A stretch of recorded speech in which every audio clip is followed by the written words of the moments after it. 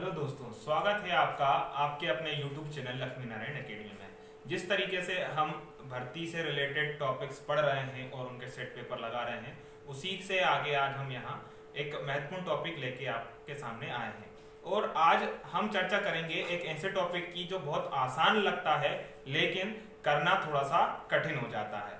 तो उसके कुछ बेसिक कॉन्सेप्ट हैं जो केवल आपको ध्यान रखना है और सॉल्व करना है। उसमें केवल ये पूछा जाएगा कि बताइए क्या कोई दिया गया चित्र में कितनी सममितीय अक्ष होती हैं। तो सममितीय अक्ष होती क्या है, सममिति क्या होती है, ये आज हम चर्चा करेंगे।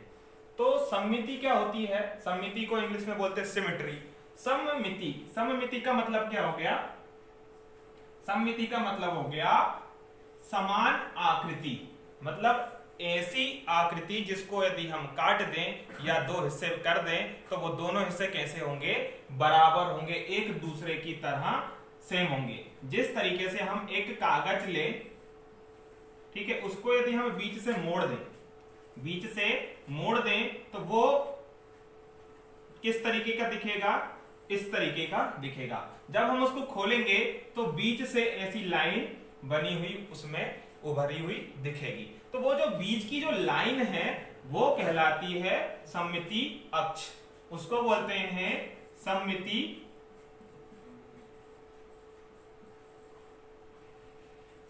अक्ष, ठीक है, सिमेट्री एक्सिस। उसी तरह पूछे जाएंगे प्रश्न इस तरीके से कि कोई चित्र दे देगा और पूछेगा कि बताओ इस चित्र में कितनी सममितीय अक्ष खींची जा सकती हैं। तो कहने का तात्पर्य केवल इतना है कि सममितीय अक्ष वहां से खींची जाती है जहां से वो चित्र के दो बराबर हिस्से समान शेप में नजर आए, ठीक है। अब जैसे एक वृत्त पूछ लिया, बताओ इस वृत्त की कितनी सममितीय अक्ष हो सकती हैं। इस वृत्त में क्या होता है कि जो छोटे छोटे बिंदु हैं पॉइंट से, उनसे मिलकर ये पूरा वृत्त बना हुआ है। तो इनमें कोई भी दो पॉइंट यदि वृत्त से के केंद्र से होकर गुजरे तो वह उसकी सममितीय अक्ष हो जाएगी। तो अगला जो पॉइंट जाएगा, मान लो कहीं का ये पॉइंट है, तो यहां से गुजरने वाला एक अलग सममितीय अक्ष हो जाएगा। इस तरीके से कोई गुजरने वाला सममितीय अक्ष दूसरा हो जाएगा, फिर इस तरीके से सममितीय अक्ष होते चले जाएंगे। क्यों? क्योंकि यदि एक सममितीय अक्ष को देखें तो एक के बाद इस तरफ का जो पूरा हिस्सा है वो इस तरफ के हिस्से के सेम टू सेम है।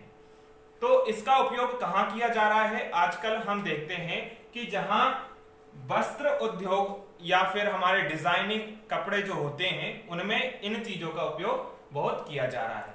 क्या कि जब वस्त्र में देखते हैं कि एक अच्छा सा डिजाइन इस तरफ होता है और उसी शेप में अच्छा सा डिजाइन इस तरफ होता है ना। तो वो जो डिजाइन है वो कहलाते हैं, एक खूबसूरत दिखने के लिए डिजाइन बनाए जाते हैं, लेकिन उनकी आकृति और शेप इस तरीके से होते हैं कि हम उनको इस तरफ से देखें तो वो सीधे दिखते हैं या इस तरफ से देखें तब वो सीधे दिखते हैं। तो केवल कहने का मतलब ये है कि ऐसे आकृतियां जो देखने पर एक दूसरे के समान दिखे, चाहे हम उनको सीधे से देखें या उनको उल्टे से देखें, तो वो कैसे दिखते हैं, समान दिखते हैं। तो ऐसी आकृतियां जो समान दिखती हैं और उनके बीच से कोई हिस्सा कर दिया जाए, वो जो हिस्सा जो लाइन करती है, जो रेखा करती है, वो कहलाती है सममितीय अक्ष।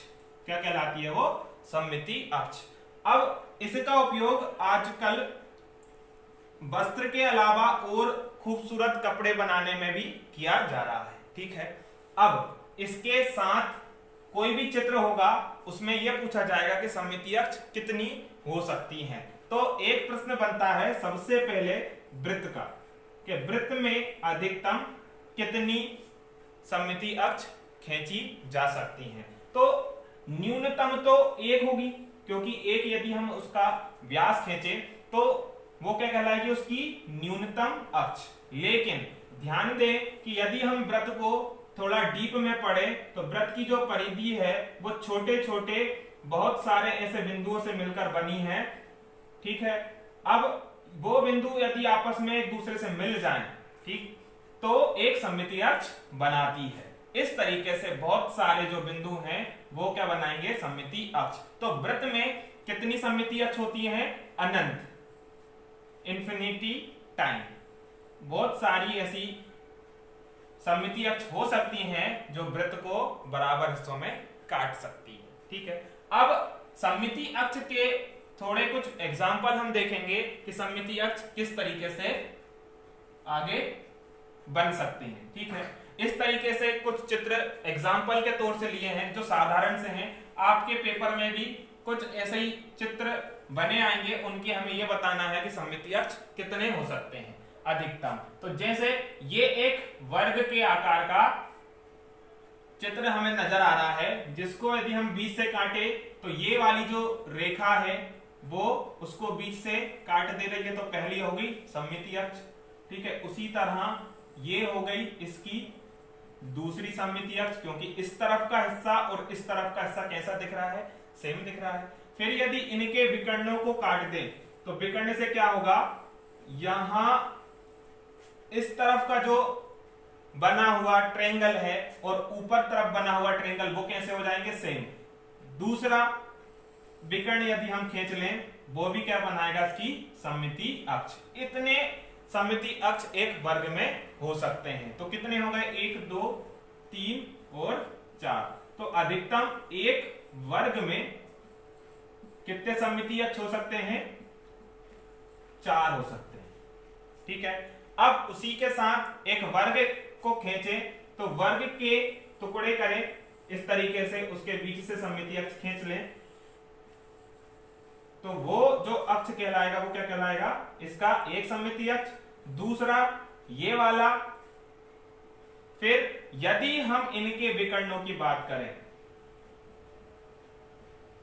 यदि इनके विकर्णों की बात करें तो आप देख रहे होंगे कि इस तरफ का जो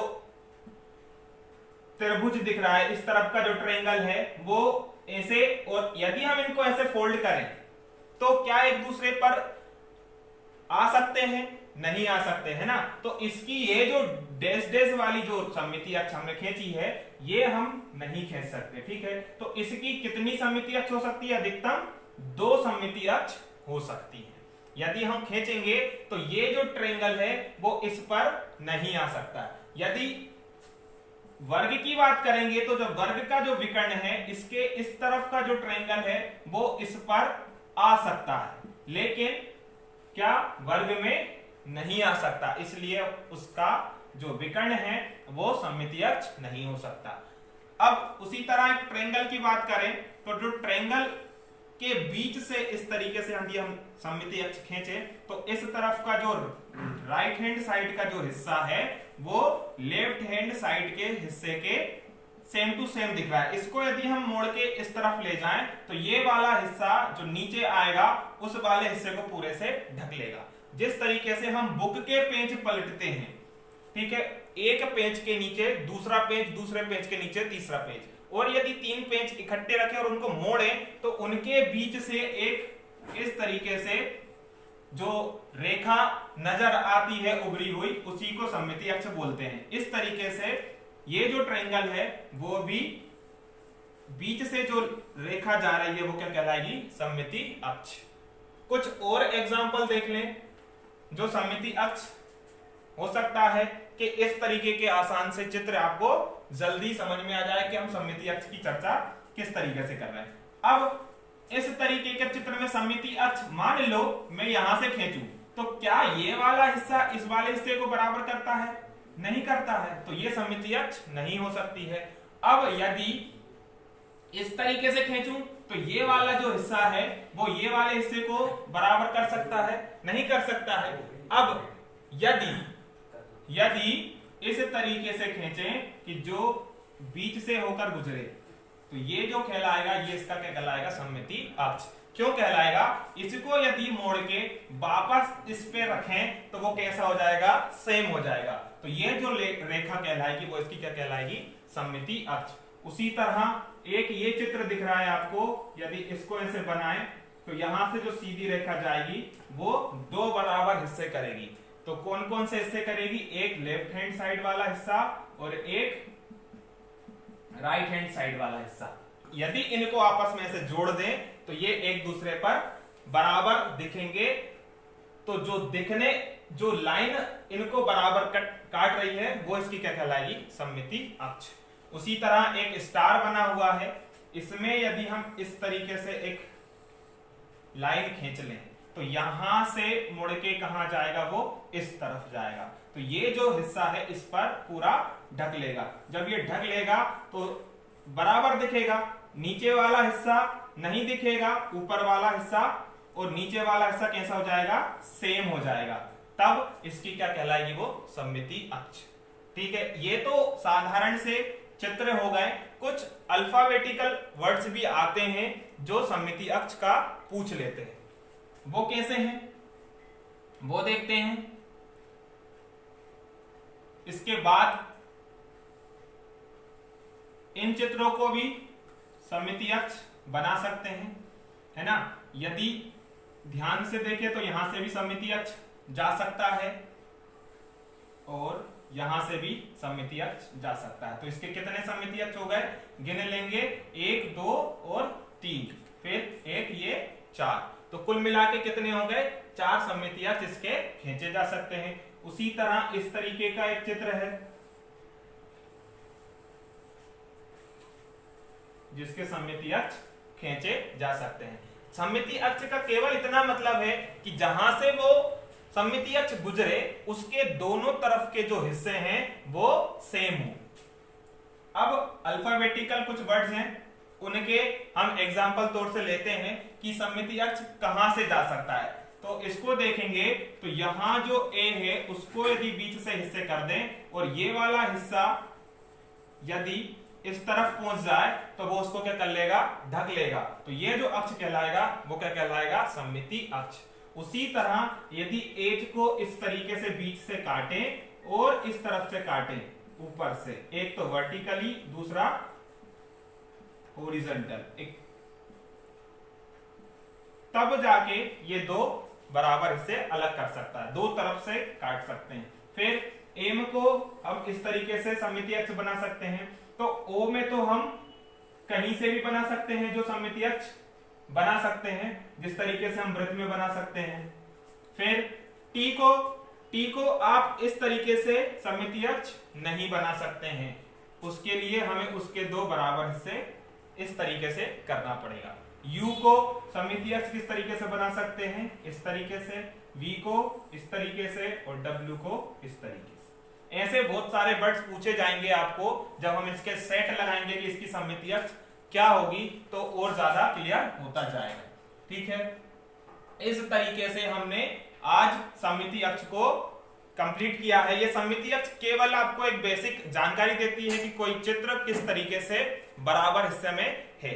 अब इसके बाद अगला है जो खास टॉपिक एक आपके सिलेबस में मेंशन किया हुआ है, परिवेश की 2D आकृतियों की पहचान। ये 2D आकृतियां क्या होती हैं,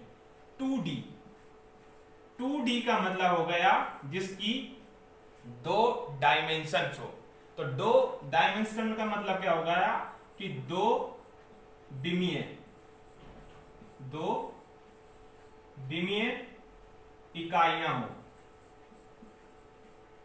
2 विमीय इकाई हो, जैसे या लंबाई चौड़ाई, ये 2 विमाएं किसी एक आकृति की हो।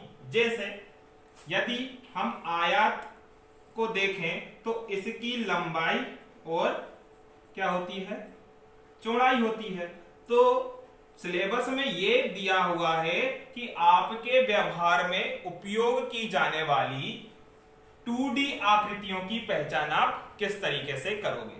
तो आपने देखा होगा कि जो गर्ल्स हैं, जो लेडी हैं, वो इस तरीके की बिंदी का उपयोग करती हैं।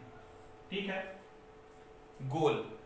तो जो वृत्त है, जो गोल आकृति की जो वो बिंदी का उपयोग करती हैं, उसको हम 2 विमीय इकाई कहते हैं। ये हमारे साधारणतः उपयोग की जाने वाली वस्तुओं में शामिल है।